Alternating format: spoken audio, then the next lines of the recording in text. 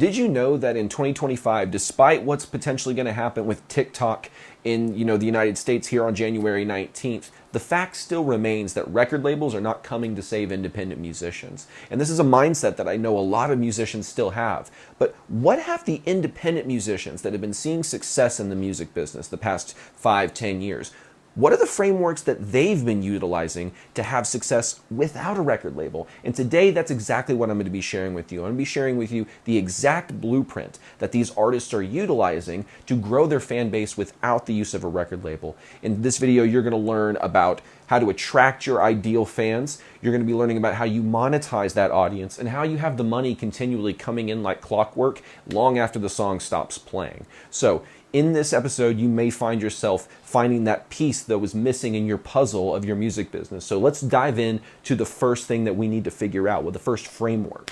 And that is, here comes the big fancy business term, lead generation. So what does that mean? Basically, it means attracting fans into revenue producing avenues, right? They don't immediately make money, but we're getting them in the avenue that they need to be in so that we can monetize that audience, okay? So what does that look like? There's a couple things that artists are utilizing now. The first is really, really cool. It's basically having a free community. Now, what is a free community? You could have a Facebook group that you're very active and involved with. You could have a Discord group or server, I think they're called. I'm not on Discord, so I don't know the terminology that well.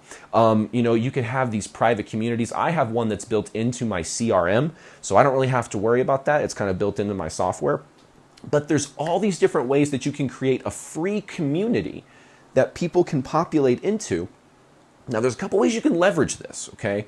I want you to think about it like this. The group can be solely after you and your brand. Absolutely, right? That's what my band does. We just have like a Kira Facebook group that everyone goes to, and that's like the fan club for Facebook. But we're starting to morph things around a little bit, but that's a basic idea. Is just name it after your band, and like all the people that are fans of your band or your project as a solo artist, they'll just funnel into this Facebook group. And these are nice because notifications for groups are a little bit more persistent than just regular posts. So you can most likely reach a good majority of the people that are inside of your group, because when you start posting, it'll actually notify them unless they specifically turn notifications from groups off. Okay, so that's a good little bonus. It's a great place to engage with people and drive them into other different avenues. So a free community can be a place where you can present a free offer. Again, it's all free to them. We're not asking for any money yet. And we're like, hey, here's this cool thing that you can, here's this free thing that you can get. Sorry, my tongue got tied there. That you can get so that you can join our email list, and we'll give you this cool gift, right? So you can use it as a way to funnel people who are fans of your project into your email list. Very, very nice way to do that, because it's a very natural thing. They're in a free community. We're going to talk about the ways that you get them in there, but they're in the free community. And you're like, okay, cool. Now that they're in there, how do we get them to the next stage? Well, the next thing that we can get them in there that's free is the email list. And that's a valuable place to have our fans be located and congregated at. So you can kind of work them that way. Now, how do we get them in there? How do we actually get fans into this like free community? There's a lot of different ways, but here's the two main strategies that I think most artists either are underutilizing or not utilizing, period. Number one, let's talk about content. Everyone knows they should be utilizing content, but how do we utilize content in a way that gets people into our free communities and our email list and all this kind of good stuff? So what I like to do is create content that has a general, and I'll explain exactly what I mean, a general appeal to your desired audience. So in my previous videos, you've heard me talk about whenever you're trying to market your music, you have to, one, identify your brand, which is who you are, but then you have to identify who your fans are. That's the marketing side of it. So what you need to figure out is, what are the messages, generally speaking, the general messages that my fans would resonate with, so that when I create content, it like perfectly matches. So you have what's called a message to market match. You're trying to figure that little puzzle piece out with your content, right? So for example, I have a client who I really like, who's enjoying this content side, and he's experimenting with stuff, which is really cool. He's focused on 80s kind of pop, 80s classic rock sort of style.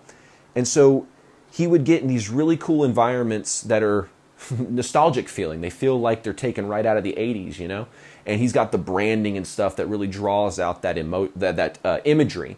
And he's got like this ballad song that sounds like it's taken right out of that time period. You know, it's perfectly done. And so the messaging on there is not like, do you like 80s synth pop rock or whatever? You know, like they're not saying that. They're saying, have you, it was a song about a breakup, right? You know, we've all heard those painful breakup songs, right? So the framing of it was, you know, when you're thinking about her, but she's not thinking about you, or something like that. I don't remember the exact verbiage or the exact headline that he was using, but he was drawing from that emotion of when you're going through a breakup, what are some of the thoughts that you're having?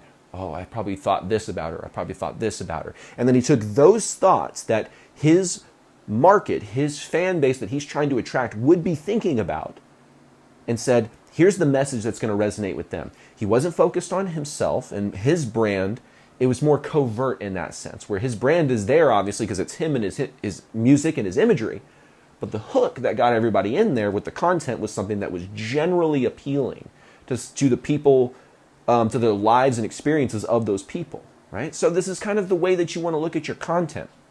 What's the angle that I can take on it? What's the problem, the life situation that resonates my music, their life situation? Boom, we can match those things together.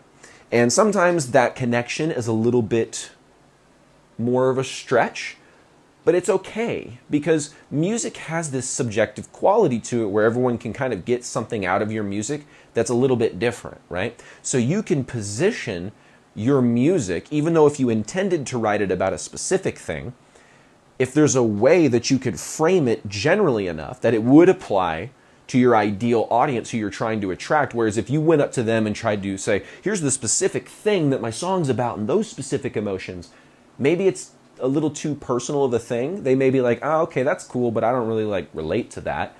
However, if you look at your experience and you say, what is a feeling that I've got from this experience that, though it is tied to a specific moment, is an emotion that is generally felt by my ideal audience?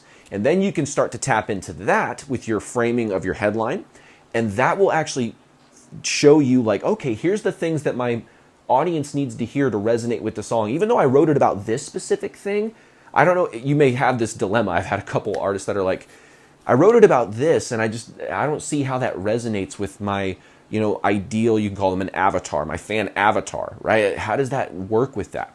And the point of that is you take the general emotion that can be felt about the song that could be maybe interpreted a different way, and you lean into that a little bit more, okay? So that's if you don't have that perfect match with the music that you've created. But a lot of artists, it's pretty straightforward, If you've created music of a certain type, you've usually presented yourself that way, but people make shifts all the time. Their sound evolves and artists decide, I'm going to change it up a little bit. So pivot how you need to. But that's on the content side. How do we figure out how to frame our content in a way that emotionally appeals to the life scenarios of our dream fans? And so that way our music, you hear music is the soundtrack to people's lives. Well, how is it the soundtrack to people's lives? Is it just because it's in the background at the grocery store or the mall? I mean, yeah, kind of in a way. But what that quote is really referencing is that music has played special roles in moments in our life. And those moments are tied to experiences that we usually relate to the music in some way. Now, sometimes it's like the music just happened to be there during a really cool experience, but it somehow gets tied into the emotion, even if, like I mentioned, even if the song isn't directly about it. So you just have to think about these things a little bit more in the shoes of your fan. This is something I've found that artists, some are really good at and some really struggle with, which is, how do I step into those shoes? Because they're so used to looking at things from their perspective. And let me give you a beautiful piece of wisdom that I was told by my very first business mentor, Phil Pustiowski. He said, you are not your customer. So your preferences are not necessarily the preferences of your fans, let's say in this example. Because we have this idea I've had people like, I would never open an artist's email. I'm like, okay, that's you as an individual. But the data clearly shows that other people are willing to open emails from artists. There's a reason emails make $11 billion in the previous year just in commerce. People still open emails. So just because we have a perspective of I don't know if I like emails, so do I want to send out emails? It's like, that's the wrong question. The right question is, does my dream audience open up emails? And how do you find that out? You get their email and you send them some emails. You find out by testing it. And what you'll find usually is that if you make the right tweaks in your subject line, in the copy, the what's actually in the email, and the offer that you're putting forth, you'll find that emails can be, or email lists can be quite profitable. And one thing I want you to look at now, we're going to go out of content. So we understand, okay, I need to make content that appeals to people. What happens when I get people that like my content? How does that necessarily translate into people getting into my free group? Here's what I would recommend. This is going to make you a little bit uncomfortable, but you might also feel that anxiety is kind of like the same as excitement. It's the same chemicals in your brain. It's just how we're interpreting it, right? So what I like to think is like, don't be anxious about this. Be excited because you're getting out of your comfort zone. That's usually when good things happen. So DMing potential ideal fans. I know everyone just got like a little bit. I felt the tension through here. Don't worry. I felt it through the computer or the phone. I felt the tension that you guys are feeling there.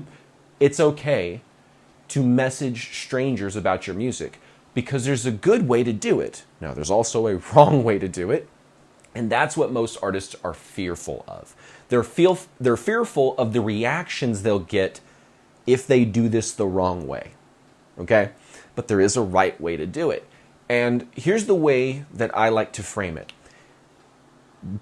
First of all, where do you find these people? I like to find them on the social media posts that I create. That's the first place I go to. So number one, if someone follows you, comments, even likes, this is an open invitation now for you to message them and say, hey, thanks for engaging with the content. Because that's literally what they just did.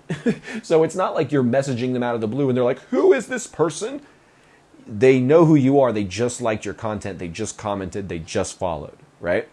So you message them and you say, hey, thanks for the engagement, or hey, thanks for the follow. I really appreciate it. And from there, you can lean into a very casual question. This is the key to dominating the conversation in a positive way on DMs, is ask questions. Be curious. You know, one of the things that you can do is go to their profile. See what they're into. You know, maybe they have a private profile and you can't check it out, so you just have a profile picture and a bio to go off of. Sometimes it's all you get. But you try to find something. Like for me, I am a dog person. I don't care how professional of a setting I'm in. I could be in my full out business gear. You know, I've got the whole, I'm decked out to the, nines because I'm trying to look good for this business thing. And then a dog could come up and I'm like, who's your good boy? Or I'm like the Grinch where he's like, I'm that guy instantly when I see a dog, right? So if I go to a potential fan's profile who I'm about to message and I see a dog, I'm like, this is my perfect in. Hey, thanks for engaging with the content. We're glad you liked it. By the way, super cute dog.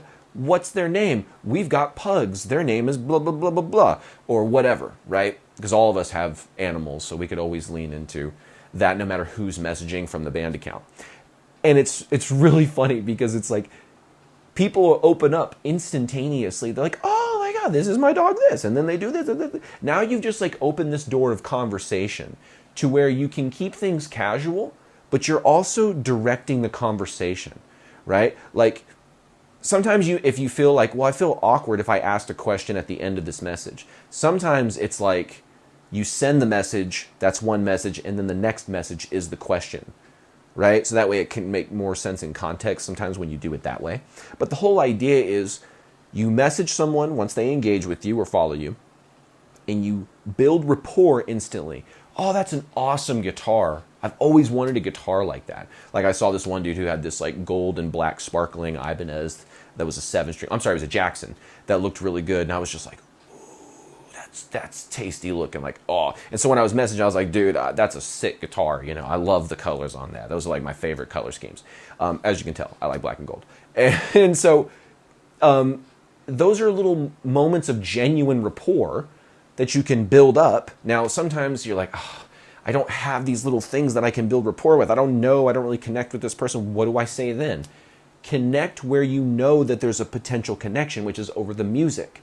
So, hey, if you're a hard rock band, for example, hey, thanks for engaging with the content. I really appreciate it. So are you generally into like hard rock music? Are you generally into, country hip hop music? Are you into black metal polka, whatever your genre is? Like you just go ahead and you figure out, okay, what's that connective point? Maybe you see whenever you go to their page that they're following a couple other artists that you enjoy. And you can be like, hey, thanks for engaging with the content. I really appreciate it. Hey, I saw that you're following, this band. What'd you think of their new record? Or what'd you think of that new single they put out? Some kind of way to build rapport. And at first, they may be like, you think they're going to be like, who is this person messaging me? But they just engage with your content. And if you're an artist and you're just building genuine rapport with your fans, even if they are suspecting, like, are they going to like sell me something? I doubt it. Most people have that fear about people who like own a business, like me. Like I've messaged artists and started being like, hey dude, like you need something, like what do you want? Right? Because I offer coaching services to artists. So of course they're going to be like, you message me because you have an ulterior motive.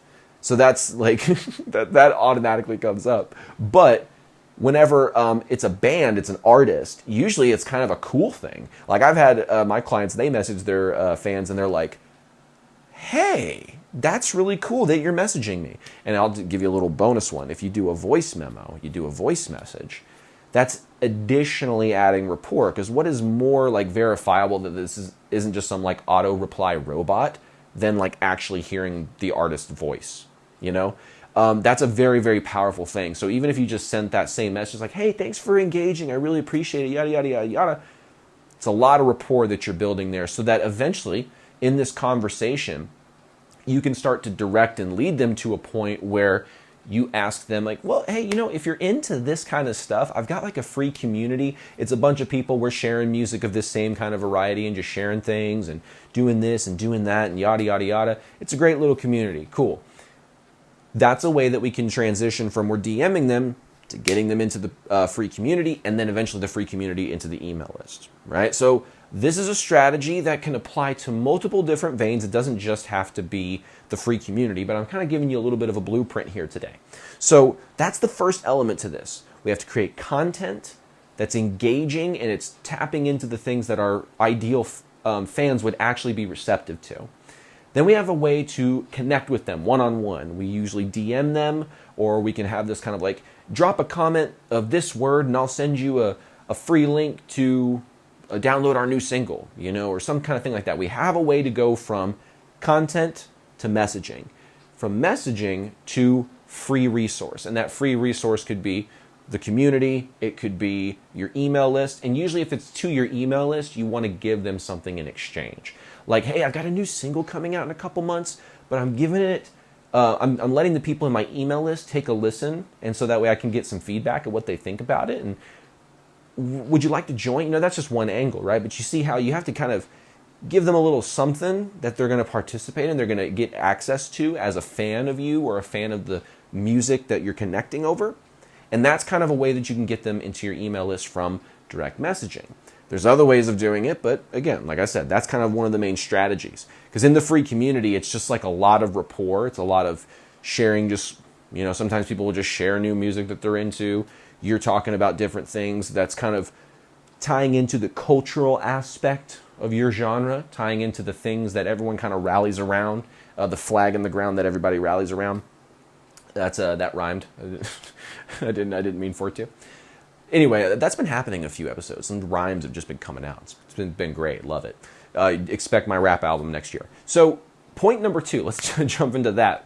So once we've got people into our email list, the lead generation has done its job, and we've now got some contact information of our fans.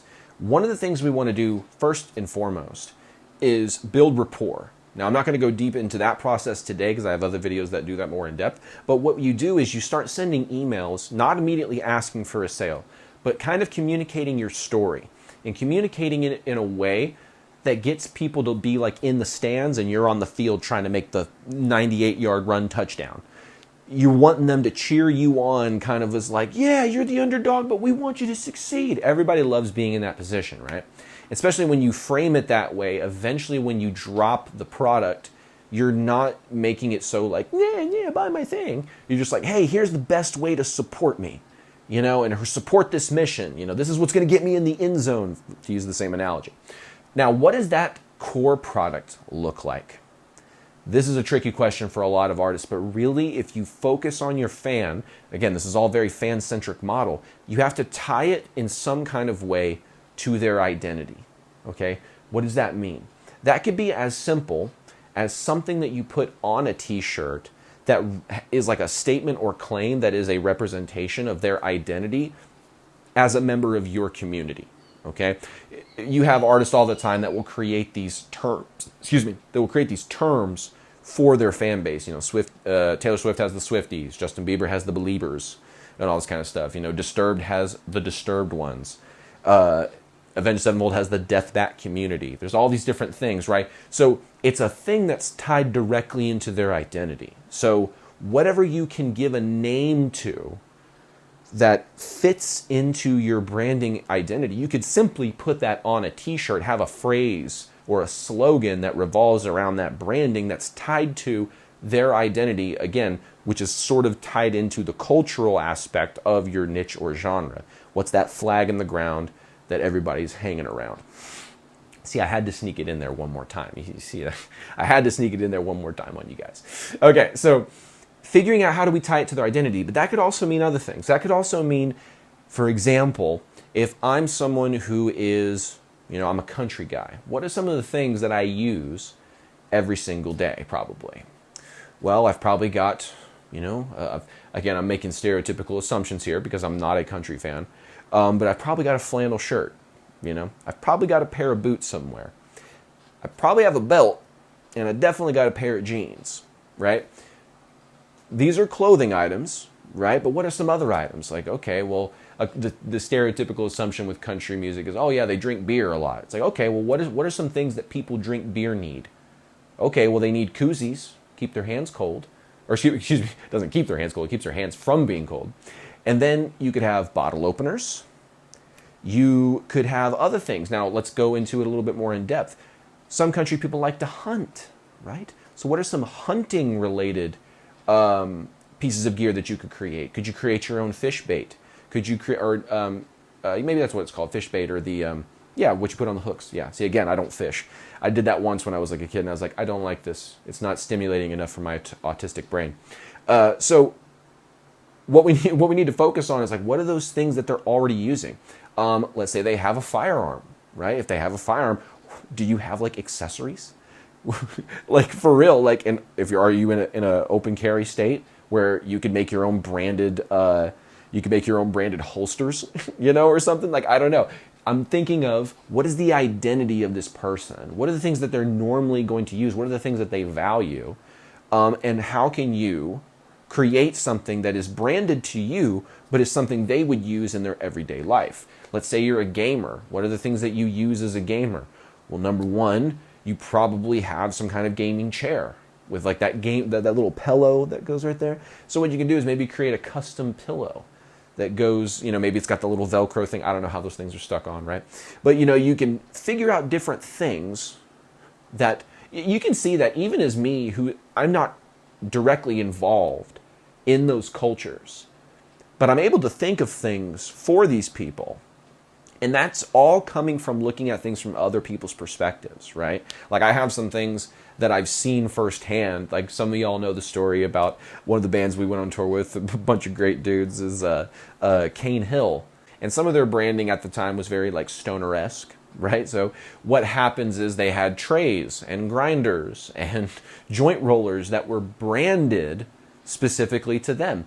And at first we looked at that and was like, that's a little silly. But then we saw how much they were selling of that and how their fans were really resonating with it. And people who weren't even fans of theirs but still had the same cultural kind of like, haha, I'm going to get that. That's a cool purple grinder. Whatever. We were just sitting there like, at first we're kind of judging, but this is actually kind of genius. Went from judging to genius in the matter of a show just by seeing the results of it. Because at first we thought like, that's People aren't going to think that's in good taste, yada, yada, yada. Well, they did, and they bought a bunch of them. So the idea is we're trying to design something that has everyday uses based on the identity of the person we're trying to attract as a fan, okay?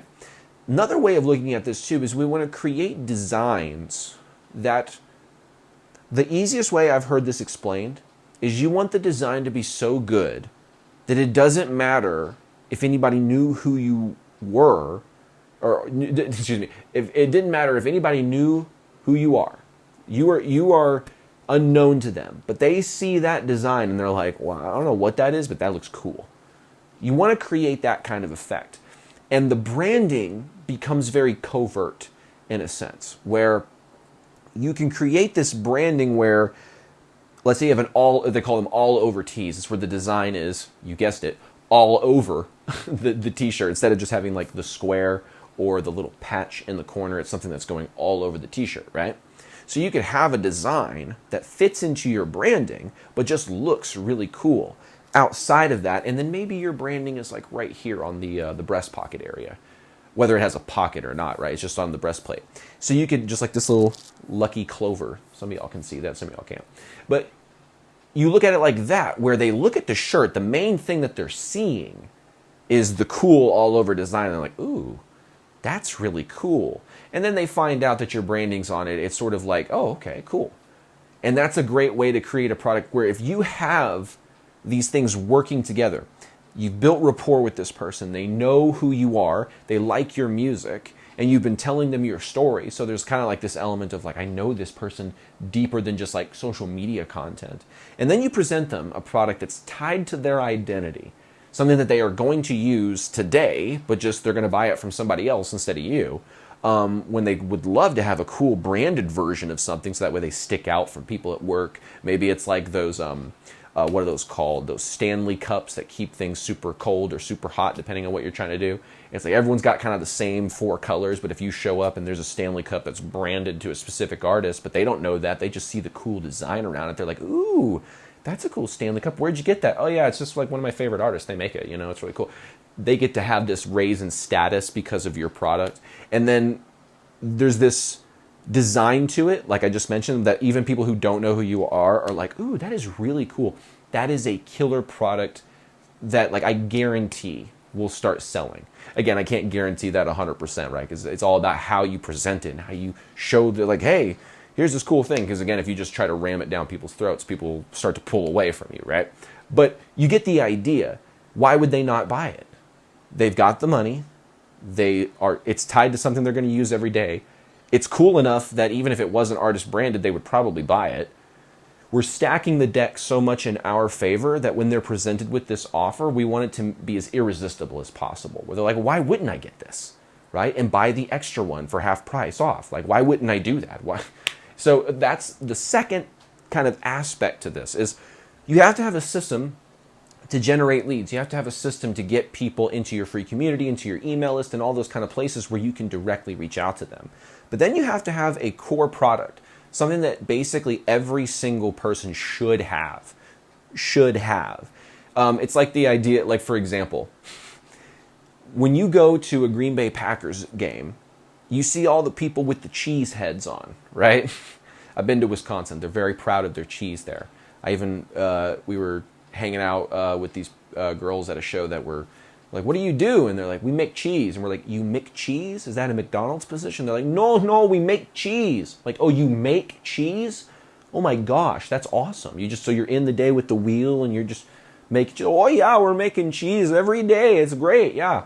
As you can tell, I love the northern accent. And anyway, you can see how like, I kind of got off track there because I got sucked up in the story. But yeah, Wisconsin people are they're fans of cheese. That's what it was. So if you go to a Green Bay Packers game and you see the cheese heads out there, there's going to be a little bit, if you're a Packers fan and you're like the whole stadium looks like yellow because everyone's head has a cheese helmet on, you're going to want one. There's this FOMO element where like, I'm a Packer fan, I'm a cheese head, but I don't have the cheese to put on my head. I need to have the cheese to put on my head so I can be a cheese. You know what I'm saying? Like, it's all working in that kind of favor. And that's what you want to create with this core product, where there's almost this sense of like, oh man, everyone else has this. If they're in this community, I want to have that as well. So creating a little bit of FOMO with it is something that can help leverage that into a successful core product. Okay, there's one final thing we need to talk about, and that is, okay, one-off sales are great, but I'm going to be totally transparent with you.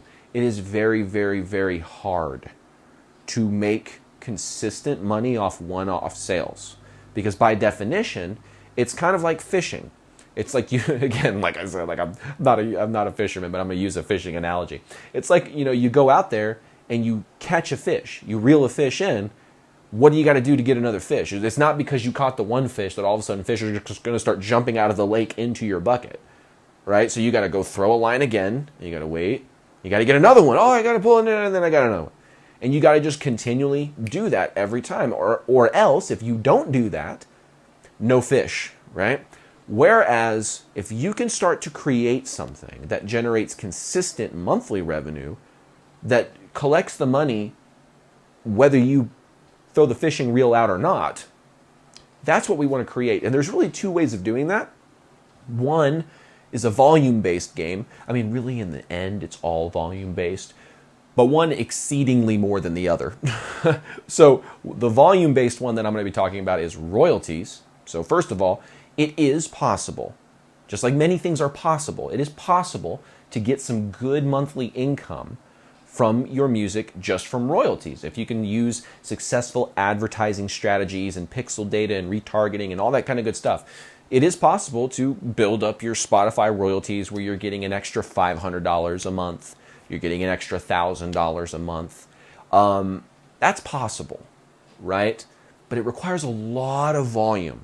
And ads are not free, obviously, so you have to make sure that you can invest the money to get that number to that in the first place, and make sure that it doesn't cost too much.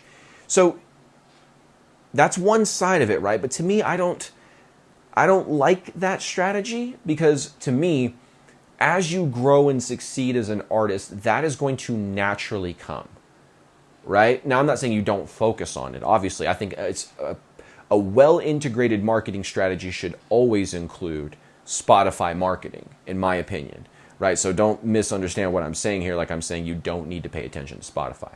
But my opinion is that if you focus on growing your community and you also are growing your marketing at the same time from a profit standpoint, I think it's better to not put all of your eggs in one basket. Hell, even Warren Buffett says when he's talking about investing is not to put all your eggs in one basket.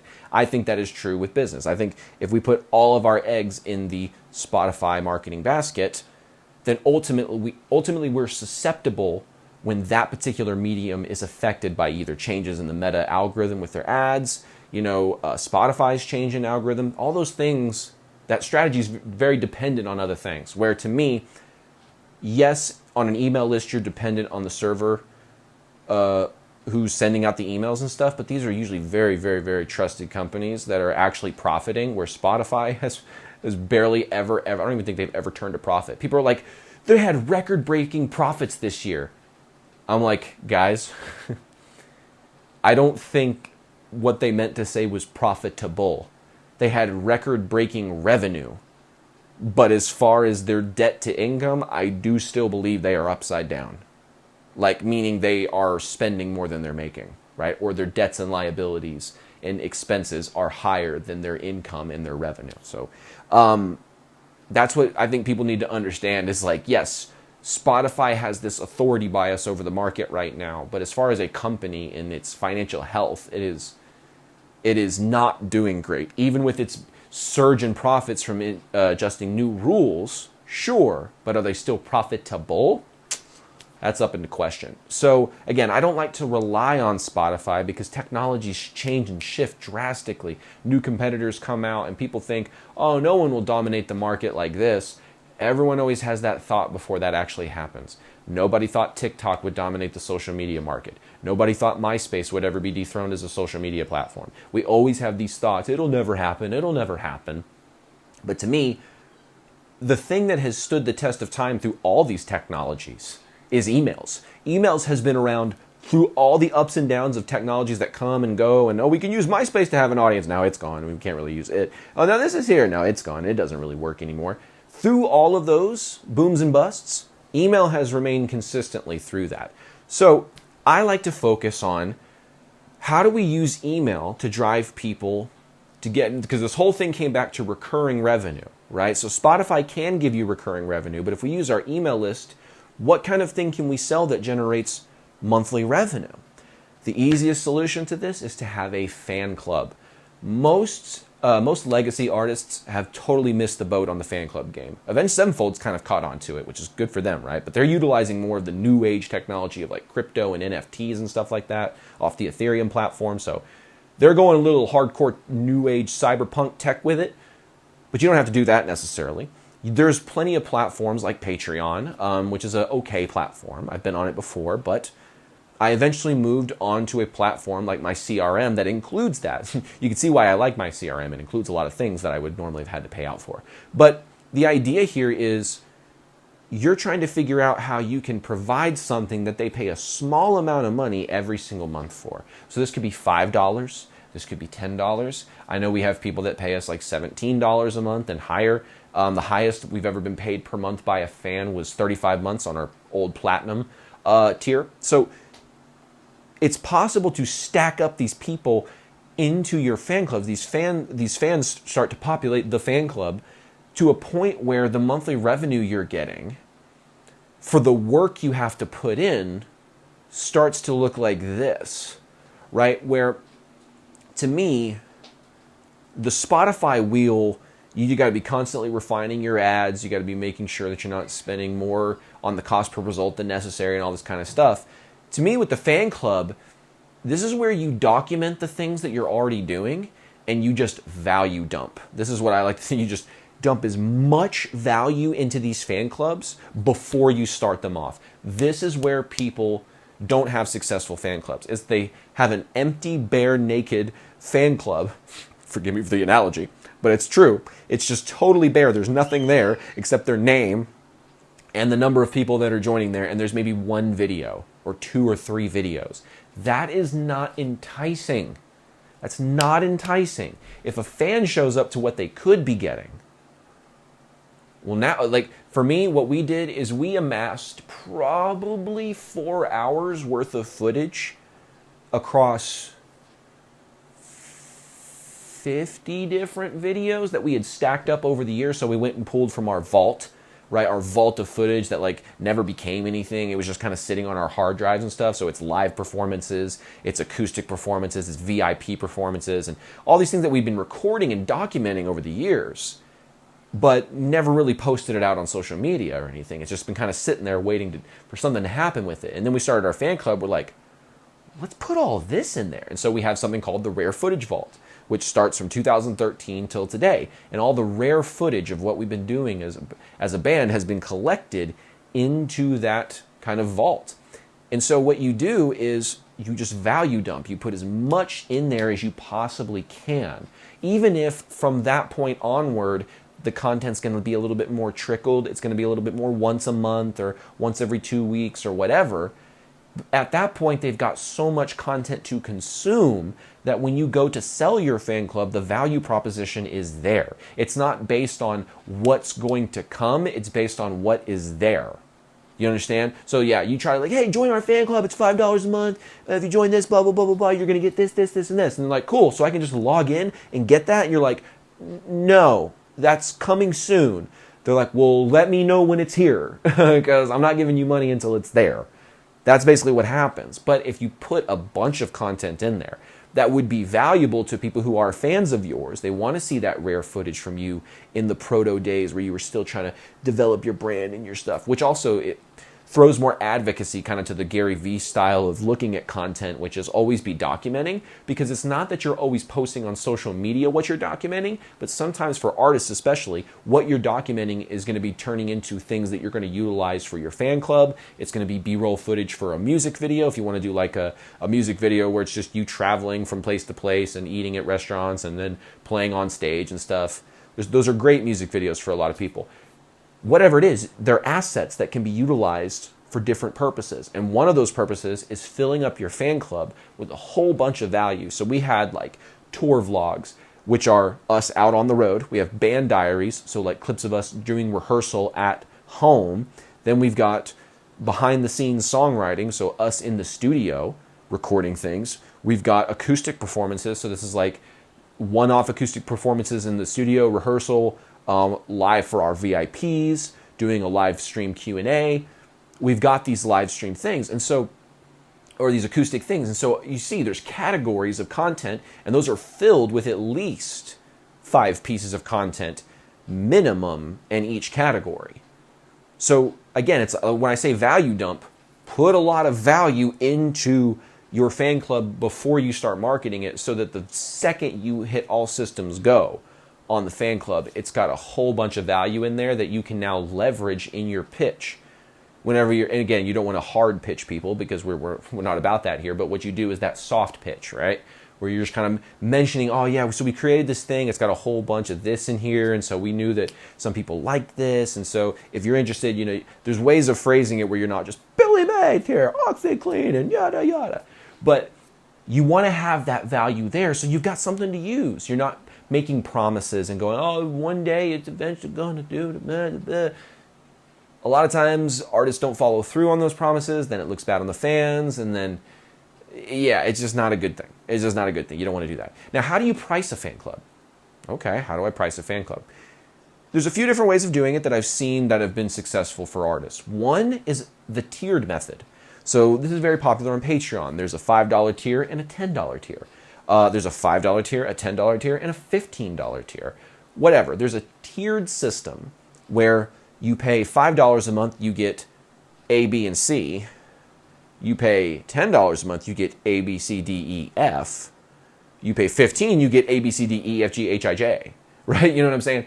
It's value increases as the tier price goes up. So maybe down in the lowest tier, it's like you get access to our rare footage vault and our band diaries and tour vlogs. But on the high end of the spectrum, it's like, we're going to teach you how to sing, you know, whatever, right? You have something that's more enticing. Obviously, for $15 a month, you'd have to structure that a certain way to make it worth your time. But you get the idea.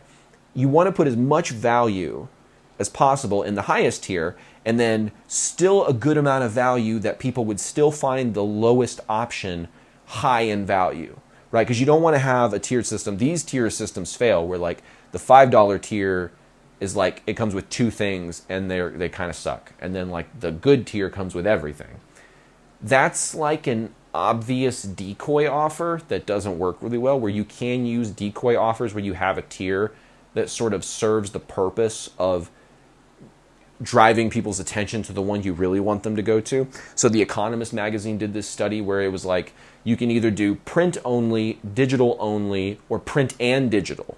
And the digital only was, the print only was priced at a way that when you got the print and the digital together, it was the obvious choice.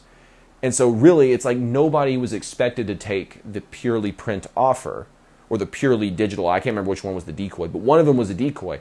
And so the idea wasn't that a majority of people were going to ever take that offer, but that was going to actually make them more likely to pick the one you wanted them to sign up for, which in the Economist case was the print and digital version of their news. So, so that's one system of doing this, right? Having a tiered system. Number 2 is have a donation-based system where you have so much value, just crazy amount of value. And then you position it to the fans where you're like, listen, I don't want to say whether you guys should pay $5, $10, or $15, whatever. But what we'll do is just leave it up to donation. So you can either, it's like tiered donation. So you can either donate here, or you can donate here, or you can donate here. And whichever one you decide to pick, everyone gets the same benefits and features, but it's up to you. It's your donation amount. Now, there's pros to that where you're going to have a lot of people sign up on the lower end of that spectrum because now they have an ability to get in and they still get access to all the cool things they wouldn't have been able to get to if they had a paid tiered system. The downside to that is the people on the high end are only going to give you that high end amount of money if they have sort of an irrational love for you, right? And so yes, you will have those diehard fans that will have an irrational love for you, but most people have a rational love for you. right? You know what I'm saying? Most people's rational or most people's affection towards artists is in some level rational, but on some other levels it's irrational, right? So someone who's like, oh, I'm going to give you $30 a month instead of $10 a month, but I don't want anything more for that increase. That's a specific type of fan. It's probably the lowest percentage fan of your overall fans, because you have it's like a pyramid. You know, at the bottom you've got mostly the fans who are kind of like, yeah, I listen to their song like once every other month, and then you got the people who are like, yeah, I listen like every week, and then you got the people that are like, yeah, I listen every week. I'm liking all their social media stuff, like I'm in their email list. And then you have the people that are like that, but they're like, I've bought everything at their merch store. So when I go to shows, I'm like, hey, when are you guys getting new stuff in? Because I've bought your whole table. And then there's people at the top that are like, I'll give you $100 for the shirt off your back, which has happened to our singer before, which he was very uncomfortable with at first. he was he was at the table, and she goes, how much for your shirt? And he's like, it's funny, it's good. We got shirts here. And she's like, no, how much for the shirt off your back? He's like, well, the shirt's not really for sale. It's actually my buddy's. He gave it to me and I took it on tour. And she goes, I'll give you $100. And he goes, okay, so just be sure it's cotton. So make sure, like, it was just like, all right, here you go. And so he just put on one of our shirts and got $100 for his shirt. And I go, hey, you're wearing one of our shirts. He goes, I just sold my shirt for $100. I was like, look at you. He goes, I didn't do anything. She did everything. So that's the very tippy top of the pyramid, right? So you've got people that will have the irrationality of someone's affection for you as an artist can only go so far, or at least that you can bank on, right? So what we want to do, the downside to the donation side is that it takes that specific person to want to donate the higher amount, which is obviously a smaller percentage of people. So you'll have the majority of people stack up on the lower side, whereas what I found is with the tiered system, if you structure it properly, if you do a 3-tiered system, most people end up in the middle, right? So if you structure it right, you have the $5 tier, so to speak. It could be $3, it could be whatever. But the $5 tier, for example, has enough value in it that people are like, that's cool. But the stuff in the middle tier, like, I want this stuff, but I want that a little bit more than I want just this. So I'm going to get this included if I go to the middle tier. Okay, yeah, I'm going to go ahead and get the middle tier. That's what you want to create, right? Where if the donation model is implemented, it kind of centralizes on the lower tiers. The third and final way that you can price your fan club is just having one straight up level. Hey, listen, it's kind of like the donation model where everyone gets the same amount of benefits, except there's one price. It's just like, listen, guys, it's $10 a month, or it's $9 a month, $7 a month, $5 a month, $3, whatever you want to price it at. It's this many amount of dollars per month. And in this case, you do want to make sure that you've just maximized value. In the donation form, you want to kind of pull back a little bit, right? Because you want it to be scalable. That's why the tiered system has the higher, like, if somebody wants me to, for instance, go make them breakfast, they're going to want, for me to be incentivized enough to fly out to someone's house and make them breakfast, I'm sorry, you're going to have to give me a pretty big paycheck. And the same is true for an artist. If you want to take that much of their time and attention away, it's going to cost a lot. So for you as an artist, you want to value your time as such. And so you don't want to be in this position where someone's paying $5 a month and then they're getting an hour one-on-one time with you every single week because you've got a specific tier where it's like, we'll have weekly virtual calls or whatever. And they're only paying $5 a month when you really are providing something that should be worth maybe $50 every session. You know what I'm saying? So you have to be careful with the donation one. So you sort of put enough value in there that you can justify the fact that the $30 people and the $5 people are getting the same thing, and that's not going to take too much time of your fulfillment to service everybody. So just take that into consideration. So you kind of look at it a little bit different. Now on the one price, you kind of just put as much value in there as you can handle and just have the one price, right? So you see the different angles of approach depending on what you're deciding to do. So let's kind of break this down a little bit. You need to have a system for attracting people into your world, into your community, we'll call it, right? And so what can that free community look like that you're trying to drive people into? Look like a Facebook group, a Discord server, that eventually we're going to take them from there and move them into an email list, right? We do this through the use of content and DMs to get people into the places we need them to get them to. Number two, we create a core product that is so good that literally it's not only tied to what they do and what they're going to use no matter what, every day they're going to have to buy it. You know, that's why musicians who sell coffee do really well, because everyone needs coffee. Well, not everyone needs coffee, but everyone who likes coffee needs coffee, and they need it consistently, right? And so if you've fallen in love with a specific artist type of coffee, they're going to be continual buyers from you for a long time, right? So you want to figure out what are those products that people are going to be using anyway, and they look good enough that even if I didn't have my brand on it, people would be like, or know about me, they'd be like, that's really cool looking. So you have some kind of core product and you figure out how you can present it in your email list or wherever you're deciding to sell it from, in person maybe. You're trying to figure out what is that core message that you're putting forth, so that when they get to the end of it, they're like, yeah, I want to support you. I'm on your side to help you, do this mission or whatever. Number 3, once we've got people who are verifiable, like, hey, they've bought things from us, right? That has immediately qualified them as someone who is willing to invest in you, right?